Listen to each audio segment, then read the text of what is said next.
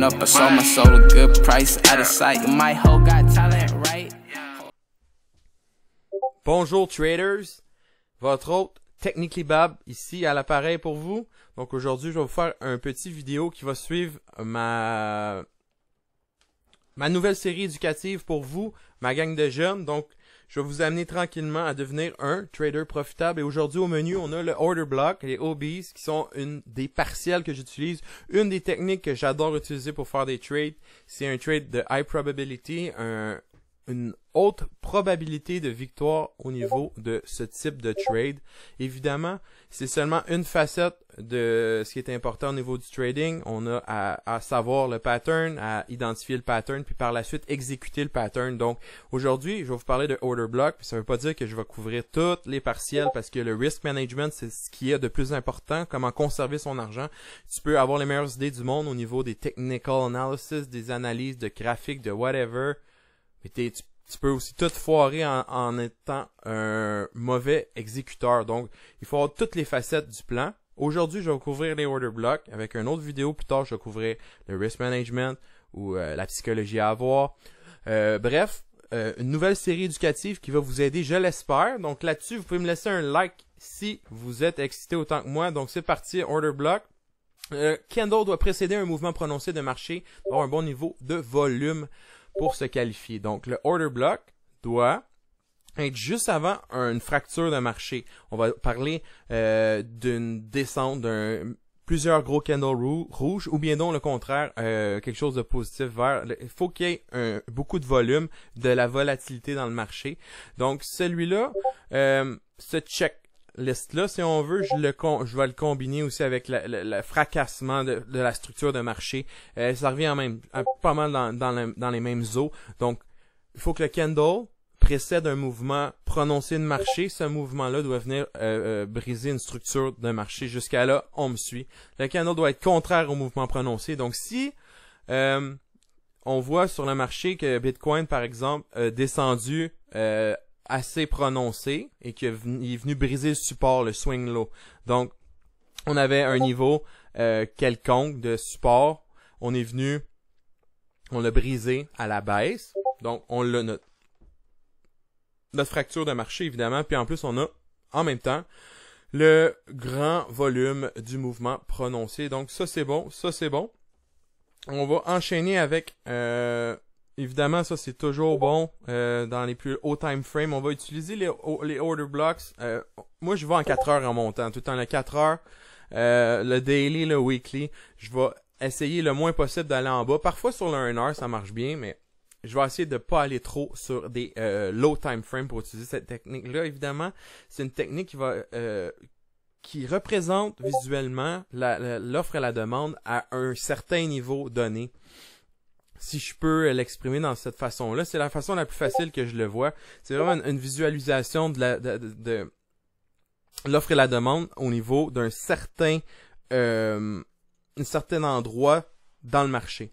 Il faut que le OB, le order block, soit près d'une zone de liquidité. Évidemment, swing low, swing high, clair, défini. Que tu regardes le chart, que tout de suite, ça te saute aux yeux. C'est important. Plus qu'un order block est testé, moins il est valide, car l'offre et la demande, bon, ça c'est un classique. Donc, évidemment, vu qu'un order block est une représentation de l'offre et la demande, plus que le prix va atteindre le order block, plus que la demande et l'offre vont s'annuler en fait. Donc, le order block est moins en moins valide. Donc, évidemment, tu vas l'utiliser au premier, deuxième, troisième toucher. Par la suite, on oublie ça puis on continue. Il y a une facette spécifique sur le order block que j'aimerais vous montrer que probablement beaucoup de gens connaissent déjà, mais je vais en parler pour les gens qui ne le savent pas. Donc, on parle de 50% du order block, qui est très important. C'est quoi ça? C'est le order block EQ. Vous avez sûrement vu ça sur Crypto Twitter. Donc, c'est 50%.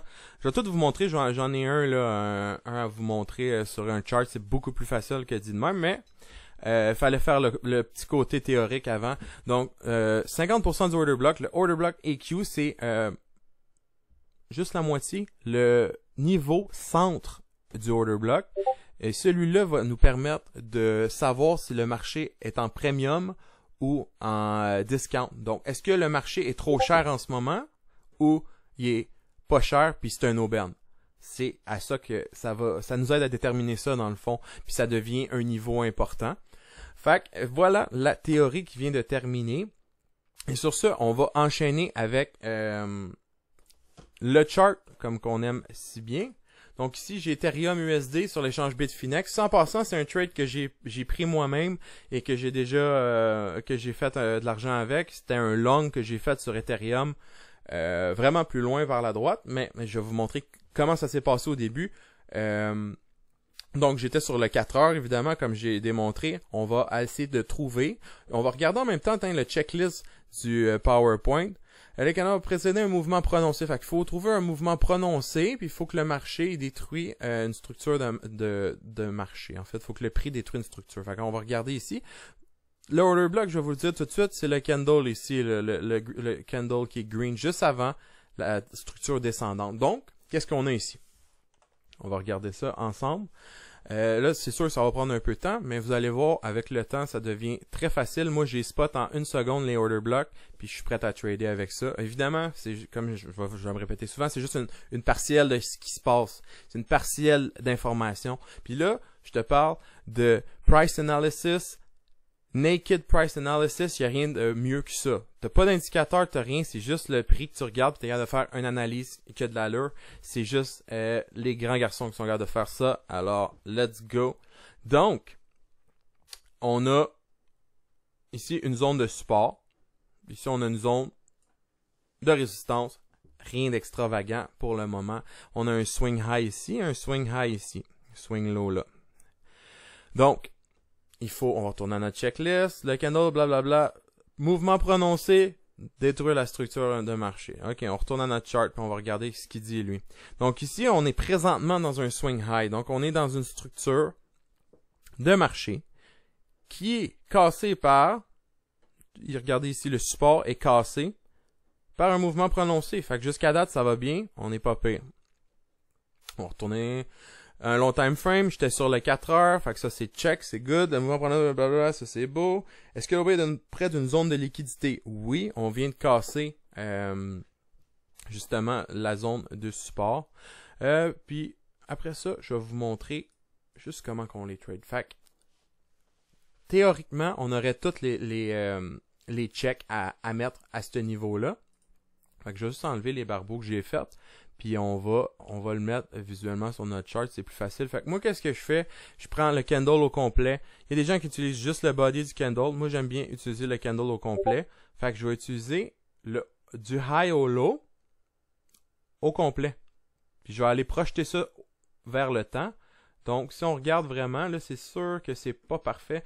Regardez, j'ai le high, puis le low du candle qui précède le mouvement vers la baisse. Donc, c'est un candle haussier qui précède le mouvement prononcé baissier qui vient détruire la structure de support ici. OK? Fait que tu vas utiliser un rectangle pour visualiser du high au low. Ce candle-là en particulier. Pourquoi? Parce que c'est ce candle-là qui a fait que le marché a tourné. Le marché rendu là, la demande, il y en avait trop. Non, il n'y en avait pas assez. Il y avait beaucoup trop de supply, trop de vendeurs. Donc, boom. OK. Fait que ce niveau-là, on va le garder. Puis comme je disais tantôt, on va aller chercher 50% de ce niveau-là, donc la moitié. Comment faire facilement? Moi, je sors mon fib, puis je le mets dessus. Puis sur le fib, j'ai mon 50%. Fait que c'est assez facile par la suite. Je me suis créé aussi une ligne exprès pour les order block EQ. Boom. Tu t'en vas t'enligner sur ton 5, 0.5. Boom. Là, tu peux enlever ton affaire, boom, t'as ton EQ, il est prêt. Fait que là, t'as ton order block, t'as ton order block EQ. C'est bien beau, ça. On voit bien que le prix descend par la suite. Il se touche même pas au order block. Attention, ton order block est très valide jusqu'à temps que le marché revienne. Fait que là, on a un breakdown de marché. OK, oui. Rendu ici, on a un support. Puis on vient de faire un higher low, puis un higher low. Puis là, oups, un higher high ici vient briser la structure. Là, on est rendu bullish dans ce coin-là. Fait qu'à partir de ce moment-là, tu commences à regarder comment le prix du marché réagit à ton order block. Donc, on voit bien, il se passe rien du tout. Puis là, le marché, il continue encore.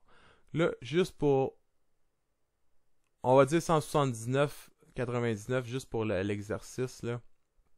179,99, genre. On va continuer vers la droite. Fait que là pour l'instant, ton order block sert à rien, c'est pas bon. OK. Rendu dans ce coin-là, on commence à jaser. Donc, on va continuer le order block. On était quoi? 179, 79 à peu près. OK. On va se mettre ça comme il faut.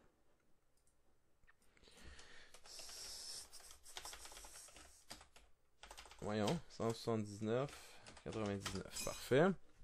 Bon, fait qu'on a ça ici. Là, on voit ici que le prix a été rejeté. Donc, résistance au niveau du order block. Pas le order block EQ, c'est pas ce qu'on espérait, mais tant et aussi longtemps que le prix reste en dessous du niveau médian de notre order block, on pourrait dire que c'est bearish, puis par-dessus, c'est bullish. Pour avoir plus de détails visuels, on va aller sur le 1 heure, juste pour vous montrer. On continue. Bon. Oups, ça y est, j'ai tout foiré. Bon, ok. On va retourner. Là, on était là. Ok, on était ici. Donc, on a été rejeté ici pour l'instant. Fait que, à minute que ton prix est en dessous du order block EQ, tu peux dire que tu es bearish. Fait qu'à minute que le prix remonte en haut, tu peux short, mettre ton stop au-dessus. Ici, boum, tu aurais entré dans ton short. Tu aurais eu ton stop en haut, aucun stop run, rien, boum, tu aurais fait un beau petit move. OK. On continue. Le prix continue. Oups. Il défonce complètement l'order block de A à Z. Vient s'asseoir sur le EQ. Vous voyez là ici, là, à quel point il y a eu des batailles de résistance, d'indécision dans le marché à ce niveau-là. Donc on voit que c'est un niveau qui est bon. C'est pas un niveau qui s'est fait... Oui, vous allez me dire, il s'est fait défoncer d'un coup, oui. Mais après ça, il est venu se rasseoir dessus en support 1, 2, 3, 4, 5 fois pour ensuite le perdre. À ce niveau-là, j'ai su que notre niveau en question, le order block EQ, plus précisément, était utile. D'accord? À partir de ce moment-là, j'ai commencé à vraiment porter attention à mon... Avant ça, j'en avais rien à battre de mon... Tu sais, tu le fais sur ton graphique, puis tu le laisses là. Tu sais, au début, il est long comme ça, là, il est long de même, là, le prix il s'en vient, là, ton prix, tu vois qu'il s'en sac ben raide, il s'en fout de ton order block, fait que bon, mais tu l'allonges, tu dis bon, un jour ça va bien arriver. Puis quand ton prix commence à revenir, puis il commence à travailler ton order block de la façon, regardez, support, nuke, après ça, zone de consolidation, perte au niveau du EQ, retest au niveau, check support, résistance. Résistance devient support, le support devient résistance, c'est le classique. Fait que si on voit le support, nuke par la baisse, on vient le réessayer en résistance. Après ça, on le repère. Après ça, on commence à gosser dans l'order block, en dessous du order block, on est bearish, on met nos stops en dessous. Là, c'est rendu ici là, que ça devenait du juteux. Donc, là, on était en dessous du order block, il se passait pas grand-chose. Puis là, soudainement, on a nuke à travers l'order block au complet. On n'a même pas porté attention au order block. On est venu, on l'a défoncé dans le fond. Bon, celle-là, je me souvenais plus, était où.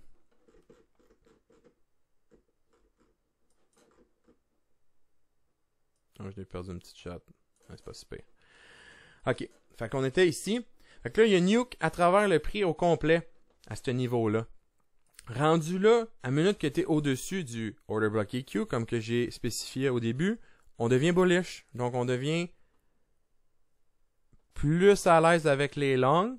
À place de shorter, maintenant on long. Puis à place de mettre nos stops par-dessus les Q, on le met en dessous. Fait que là, maintenant, tu vas essayer de chercher des longs qui ont rapport avec ton order block.